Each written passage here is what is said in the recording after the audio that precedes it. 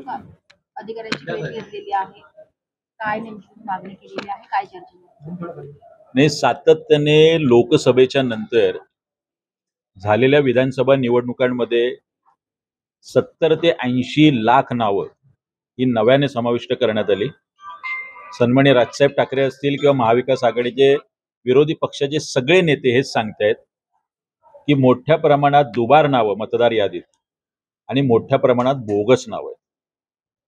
Same Belapur विधानसभेत विधानसभा निवडणुकीच्या अगोदर 15,000 दुबार नावं आणि 18,000 ज्यांचा नावांचा थांगपत्ता लागत नाही, ज्यांच्या पत्त्याच्या समोर तो कुठला नेमका पत्ता आहे तो सापडत नाही, अशी नावं आम्ही निवडणूक निर्णय अधिकाऱ्यांना दिली होती. त्याच्यानंतर परत एकदा ऑगस्ट 2025ला मी स्मरणपत्र दिलं आणि आज हे दुसरं स्मरणपत्र आज या क्षणी पुन्हा एकदा आम्ही निवडणूक निर्णय अधिकाऱ्यांना दिले.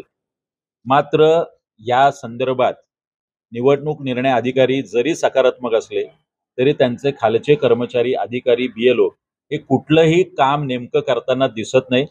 माझ्यासमोर आता 148 क्रमांकाची यादी आहे, ज्याच्यामध्ये नाव आहे नाजमीन गाझी, त्यांचं नाव लिहिलंय शरीफा गाझी फादर नेम, आणि हाऊस नंबर आहे सुलभ शौचालय. हे काम आहे निवडणूक अधिकाऱ्यांचं. अशा पद्धतीने सगळ्या याद्यांमध्ये बेलापूर विधानसभेचा गोंधळ आहे. पाम बीच रोड, सानपाडा अशा नावावर कमीत कमी 100 ते 200 नावं आहेत.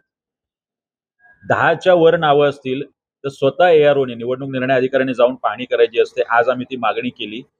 निवडणूक अधिकाऱ्यांनी वेबसाईटवर जी नावं टाकली डिलीटेड 3000 नावं आमच्या तक्रारीनंतर, त्याच्यासमोर कुठलाही पत्ता नाही. ती नावं का वगळली? ती स्थलांतरित आहे, मृत आहे. आमच्याकडे दिवाळे गावामध्ये आमचे पदाधिकारी भूषण कोळी 51 मृत व्यक्तींची नावं, आतापर्यंत त्यांनी 4 वेळा ऑब्जेक्शन घेतलं.